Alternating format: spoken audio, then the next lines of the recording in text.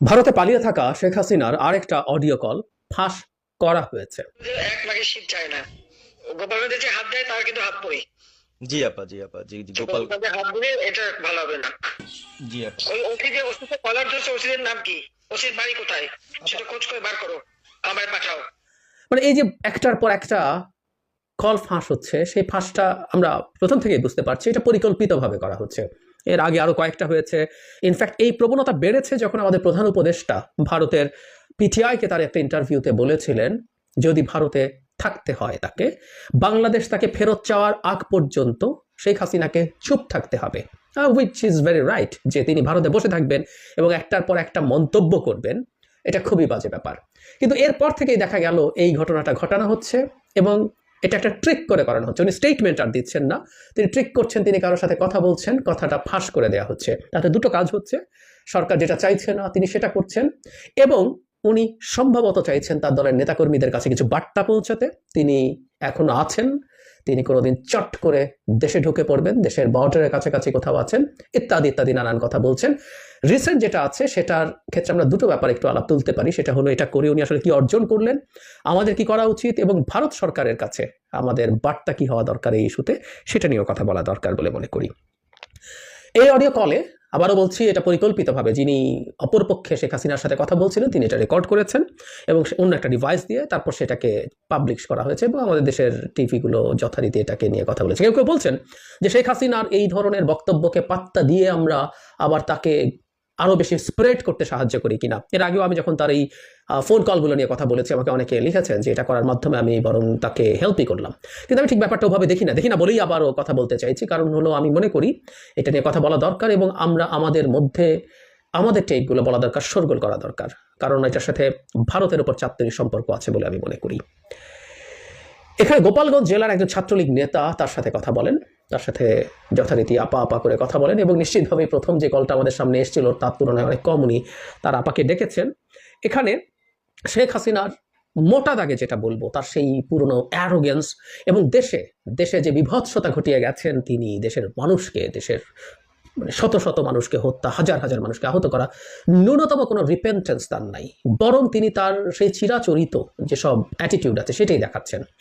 তাকে গোপালগঞ্জ নিয়ে তাকে একটা জায়গায় মন্তব্য, আমি ভিডিওটা দিয়ে দেবো বা এটা পাওয়াই যায়, আপনারা শুনে নেবেন।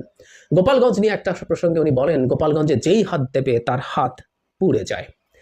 মানে গোপালগঞ্জকে নিয়ে আমাদের একটু কথা বলা দরকার। আমাদের নিশ্চয়ই মনে আছে গোপালগঞ্জে বিএনপির একজন কর্মীকে হত্যা করা হয়েছিল কারণ আওয়ামী লীগের পোস্টার, শেখ মুজিবুর রহমান শেখ হাসিনার ছবি সহ পোস্টার ছেঁড়া হয়েছিল এই অভিযোগে। সুতরাং দীর্ঘদিন পর্যন্ত বা এখনও এটা ঠিক কতটুকু উন্নতি হয়েছে আমি জানি না, এখানে ছাত্রলীগের নেতা বিভিন্নভাবে শেখ হাসিনার কাছে বিচার দিচ্ছেন যে যৌথ বাহিনী পুলিশ বিভিন্ন সময় ক্র্যাকডাউন করছে তাদের উপরে।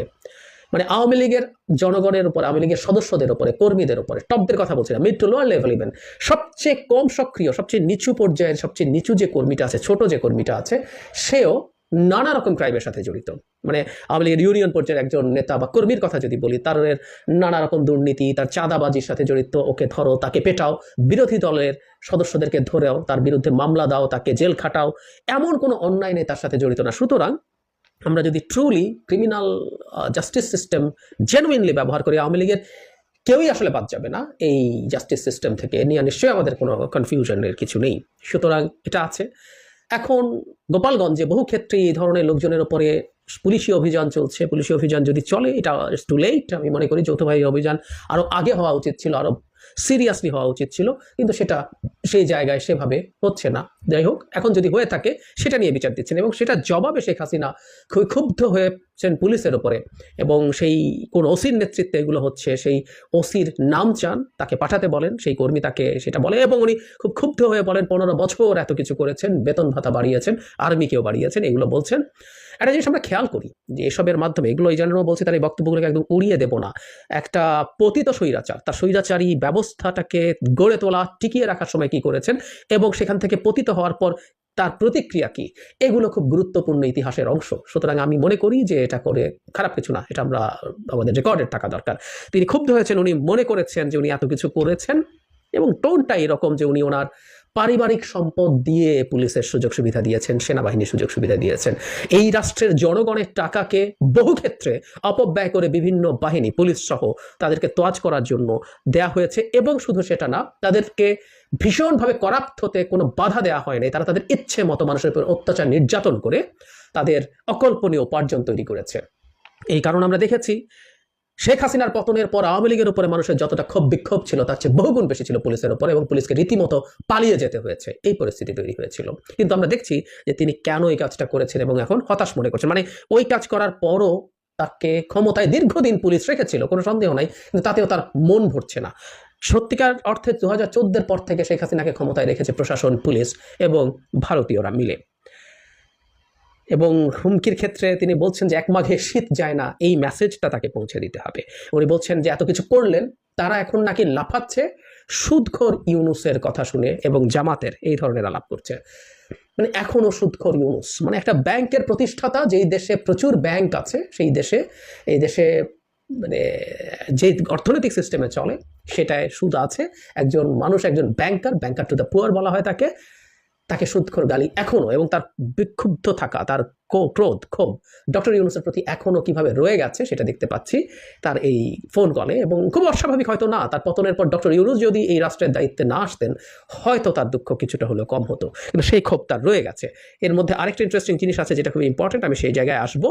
ওনার নেতাকর্মীদের উপরে হাত দেওয়ার জন্য তিনি দেখে নেবেন বলেন, 2001 সালে দেখেননি, এবার ভালো মতো দেখে নেবেন কিংবা কি করছে না করছে।